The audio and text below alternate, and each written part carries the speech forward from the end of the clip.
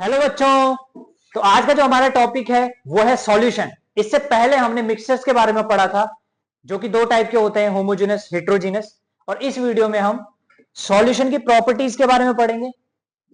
Concentration of solution topic cover करेंगे जो कि तीन टाइप का होता है, mass by mass percent, mass by volume percent and volume by volume percent.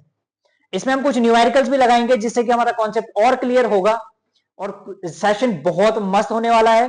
आइए स्टार्ट करते हैं। पहले हम पढ़ेंगे क्या कि सॉल्यूशन क्या होता है। सॉल्यूशन क्या होता है, मान लो कि आपके पास आपने पानी है, पानी में क्या है, चीनी डाल दी तो यानी शुगर सॉल्यूशन बन गया। तो शुगर सॉल्यूशन एक्चुअली में क्या होता है, शुगर सॉल्यूशन होता है एक होमोजीनियस मिक्सचर। होमोजीनियस मिक्सचर का मतलब वो क्या है, उसका जो कंपोजिशन होता है वो यूनिफॉर्म होता है बच्चों।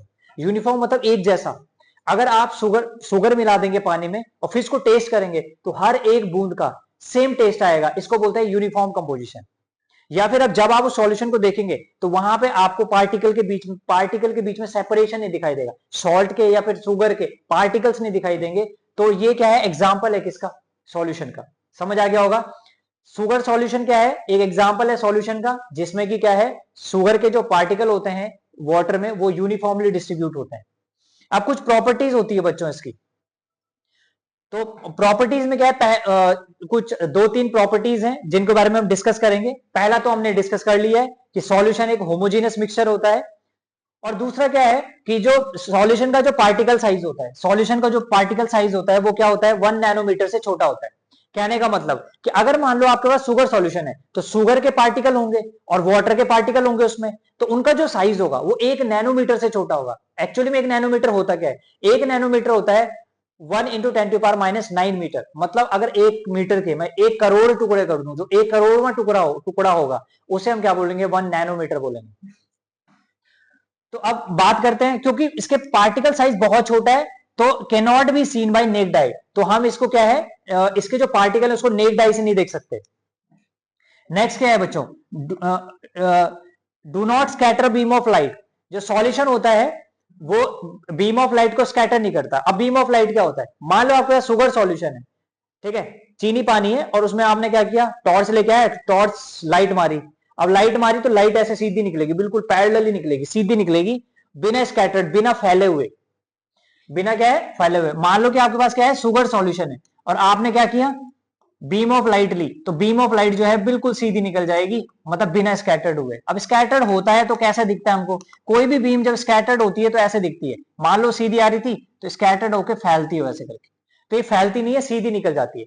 तो सॉल्यूशन में जब भी क्या है, हम क्या है लाइट पास करते हैं तो बिना स्कैटर्ड हुए आगे सीधे निकल जाती है। लास्ट पॉइंट है इसमें क्या है, स्टेबिलिटी। सॉल्यूशन एक स्टेबल मिक्सर होता है जो कि सेटल, जिसके जिसके पार्टिकल सेटल नहीं होते। कहने का मतलब, अगर जैसे सैंड सैंड को मैं, मतलब रेत को मैं पानी में मिला दूं, कुछ देर ऐसे छोड़ दूं तो रेत के पार्टिकल नीचे बैठ जाते हैं, तो वो यानी कि वो अनस्टेबल हो गया। लेकिन ऐसा शुगर सॉल्यूशन या सॉल्ट सॉल्यूशन के केस में नहीं होता है। अगर कुछ टाइम अनस्टेबल छोड़ दूं मैं शुगर सॉल्यूशन को या फिर सॉल्ट सॉल्यूशन को, तो ऐसा नहीं कि सॉल्ट नीचे बैठ जाएगा, शुगर नीचे बैठ जाएगा, ऐसा नहीं होता है, क्योंकि ये एक स्टेबल मिक्सचर होता है बच्चों। तो ये प्रॉपर्टीज है, क्या क्या है, होमोजेनियस मिक्सचर, स्मॉल साइज है पार्टिकल का, 1 नैनोमीटर से छोटा, और जो क्या है, इनको नेक्ड आई से नहीं देख सकते इन पार्टिकल्स को, और स्कैटरिंग नहीं होती है, स्टेबिलिटी बहुत होती है यानी सेटल नहीं होता। तो अब बच्चों पढ़ेंगे हम क्या है, कंपोनेंट ऑफ सॉल्यूशन के बारे में। सॉल्यूशन के दो कंपोनेंट होते हैं, एक होता है सॉल्यूट, दूसरा होता है सॉल्वेंट। अब जैसे मान लो कि शुगर है, शुगर सॉल्यूशन है, तो शुगर सॉल्यूशन में क्या है, क्या क्या मिक्स होगा, शुगर होगा और वाटर होगा। जो कम क्वांटिटी में होगा, जैसे यहां पे शुगर कम क्वांटिटी में होगा, उसे हम सॉल्यूट बोलेंगे। और जो ज्यादा क्वांटिटी में होगा, जैसे यहां पे वाटर है, तो उसे हम सॉल्वेंट बोलेंगे। या फिर दूसरे तरीके से ऐसे बोल सकते हैं कि जो घुलेगा वो सॉल्यूट और जो अपने में घोलेगा उसको सॉल्वेंट बोलेंगे। तो जो लार्जर क्वांटिटी में सॉल्वेंट और जो स्मॉलर क्वांटिटी में वो सॉल्यूट होगा। तो ये कंपोनेंट थे किसके, सॉल्यूशन के। अब नेक्स्ट जो टर्म है वो है कॉन्सेंट्रेशन। बच्चों कॉन्सेंट्रेशन क्या होता है, concentration is measuring the strength of a solution. अगर मुझे सॉल्यूशन की स्ट्रेंथ को मीजर करना है तो वो हम जिस टर्म से मीजर करेंगे उसे कॉन्सेंट्रेशन बोलते हैं। जैसे जैसे जैसे जैसे जैसे मान लो, मतलब इसका फॉर्मूला क्या होता है, एक्चुअली में इसका फॉर्मूला होता है amount of amount of solute, कितना सॉल्यूट मिलाया गया है अपॉन में अमाउंट ऑफ सॉल्यूशन, और कितना हमारे पास सॉल्यूशन है, उसके रेशियो को हम क्या बोलते हैं, कॉन्सेंट्रेशन बोलते हैं बच्चों, कॉन्सेंट्रेशन। कॉन्सेंट्रेशन को अगर परसेंट में निकालना है तो 100 से इंटू करते हैं। अब देखो जैसे शुगर है और वाटर है, तो शुगर है मान लो 10 ग्राम और वाटर है मान लो 90 ग्राम, तो मैं कहूंगा कि अमाउंट ऑफ सॉल्यूट कितना होगा, तो अमाउंट ऑफ सॉल्यूट होगा बच्चों 10 ग्राम। और अगर मैं अमाउंट ऑफ सॉल्यूशन पूछूं तो देखो सॉल्यूशन में क्या क्या है, शुगर और वाटर दोनों है ना सॉल्यूशन में, तो अमाउंट ऑफ सॉल्यूशन आ जाएगा कितना, तो अमाउंट ऑफ सॉल्यूशन आ जाएगा कितना, तो इसके लिए हमें क्या करना पड़ेगा, जो सॉल्यूट प्रेजेंट है कितना 10 ग्राम और जो सॉल्वेंट प्रेजेंट है जो कि 90 ग्राम, दोनों को ऐड करेंगे तो हमारे पास आ जाएगा 100 ग्राम। ये हमारा अमाउंट ऑफ सॉल्यूशन होगा, अमाउंट ऑफ सॉल्यूशन। तो अमाउंट ऑफ सॉल्यूशन यहां पर रखेंगे 100 ग्राम ऐसे करके, और इंटू 100 कर दूं अगर मैं, तो परसेंट निकल जाएगा। समझ आ रहा है क्या, हमने केस लिया, क्या केस लिया, जिसमें कि हमने कहा कि शुगर सॉल्यूशन था, जिसमें कि शुगर 10 ग्राम वाटर 90 ग्राम है, बताओ कि कॉन्सेंट्रेशन क्या होगी, है ना। तो कॉन्सेंट्रेशन कैसे निकालेंगे, सॉल्यूट अमाउंट ऑफ सॉल्यूट आया 10 अपॉन में अमाउंट ऑफ सॉल्यूशन कैसे आया, सॉल्यूट और सॉल्वेंट दोनों को ऐड कर दिया 100 ग्राम, तो इंटू 100 सॉल्व किया हमने, तो 100 से 100 चला गया, जी से जी, तो कितना आ गया, ये 10% सॉल्यूशन आ गया, 10% का कॉन्सेंट्रेशन आ गया, सॉरी 10% क्या आ गया, कॉन्सेंट्रेशन।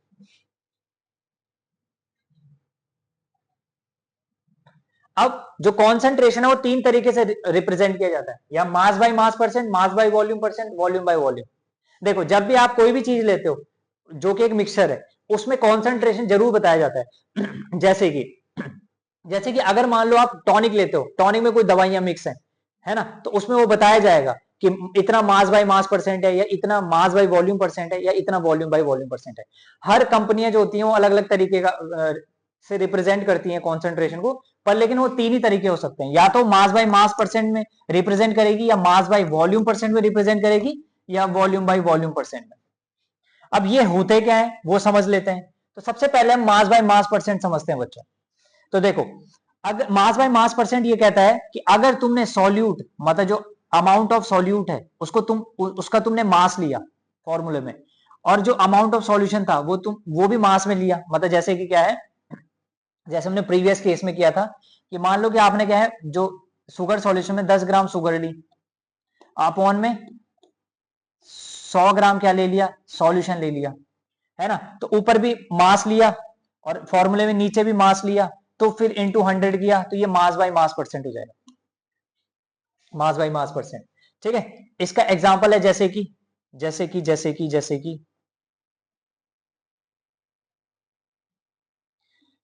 क्वेश्चन के थ्रू कर लेते हैं। देखो मास ऑफ सॉल्यूट, जैसे सॉल्ट वाटर है, मास ऑफ सॉल्यूट कितना है 40 ग्राम, मास ऑफ सॉल्वेंट है बच्चों कितना 320 ग्राम। ठीक है, और अगर मैं मास बाय मास परसेंट में निकालना चाहता हूं, अगर मैं मास बाय मास परसेंट में निकालना चाह रहा हूं, तो पहले मैं क्या ऊपर क्या लूंगा, मास ऑफ सॉल्यूट, तो मास ऑफ सॉल्यूट कितना है बच्चों 40 ग्राम, और मास ऑफ सॉल्यूशन कितना होगा, सॉल्यूट और सॉल्वेंट दोनों को ऐड करेंगे 320 प्लस 40 कितना हुआ 360, तो 360 अपॉन में कर देंगे ग्राम इंटू 100, तो कैंसिल कर दो 4 9 जा 1/9, 1/9 का मतलब हो गया 0.11 और 0.11 और क्या हो जाएगा इंटू 100, तो कितना हो गया 11.11%। तो मास बाय मास परसेंट कितना आएगा 11/11%। मास बाय मास क्लियर हो गया होगा, फॉर्मूले में ऊपर भी मास नीचे भी मास, तो मास बाय मास। अगर ऊपर मास नीचे वॉल्यूम, अगर मान लो जैसे सेकंड है मास बाय वॉल्यूम परसेंट है, तो ऊपर देखो ऊपर रख दिया मास ऑफ सॉल्यूट, नीचे रख दिया वॉल्यूम ऑफ सॉल्यूशन और इंटू कर दिया 100, तो मास बाय वॉल्यूम परसेंट आ गया। तो मास, और ऐसे अगर क्या करेंगे, अगर मान लो ऊपर रख दिया क्या वॉल्यूम ऑफ सॉल्यूट और नीचे रख दिया वॉल्यूम ऑफ सॉल्यूशन और इंटू कर दिया 100, तो ये वॉल्यूम बाय वॉल्यूम परसेंट, क्योंकि ऊपर भी वॉल्यूम नीचे भी वॉल्यूम। तो पहले क्या है, हम मास बाय वॉल्यूम का क्वेश्चन कर लेते हैं। मान लो कि मास ऑफ सॉल्यूट दिया हुआ आपको 20 ग्राम, मास ऑफ सॉल्यूशन दिया हुआ 250 ml, तो आपने क्या करना है मास बाय वॉल्यूम परसेंट निकालना है। तो देखो सॉल्यूट आ गया 20 ग्राम और सॉल्यूशन आ गया 250 ml और इंटू कर दिया 100, तो जीरो से जीरो कैंसिल। ठीक है, तो ये कितना हो जाएगा, जीरो कैसे, इस जीरो को कैंसिल कर दो, तो ये कितना हो जाएगा 25 4 4 दूनी 8, 8%। तो ये जो 8% होगा वो मास बाय वॉल्यूम परसेंट होगा। ठीक है, ऐसे क्या है, अगर मुझे वॉल्यूम बाय वॉल्यूम परसेंट निकालना है तो वॉल्यूम बाय वॉल्यूम परसेंट निकालना है, तो उसके लिए क्या है, मास, उसमें मान लो कि mass sorry volume of solute दे रखा, volume of solute, volume of solute कितना दिया, 50 ग्राम, 50 ml सॉरी, और वॉल्यूम ऑफ सॉल्वेंट दिया कितना, 150। तो देखो mass sorry volume of solute ऊपर ले लेंगे हम, वॉल्यूम ऑफ सॉल्यूट ऊपर और वॉल्यूम ऑफ सॉल्यूशन नीचे।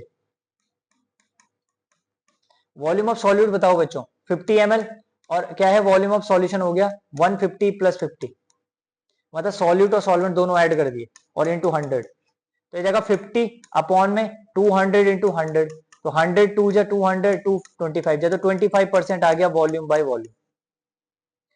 तो इस तरीके से क्या है, हमने तीनों टाइप ऑफ कॉन्सेंट्रेशन समझी है। फॉर्मूला बहुत आसान है, अमाउंट ऑफ सॉल्यूट ऊपर रहेगा, अमाउंट ऑफ सॉल्यूशन नीचे रहेगा। ऊपर मास रखा, नीचे भी मास रख दिया, तो मास बाय मास, ऊपर मास नीचे वॉल्यूम, तो मास बाय वॉल्यूम, ऊपर वॉल्यूम नीचे वॉल्यूम, तो वॉल्यूम बाय वॉल्यूम। इस तरीके से हम क्या है कॉन्सेंट्रेशन निकालते हैं। कुछ टर्म्स हमने सीखी, सॉल्यूशन समझा। Thank you for watching.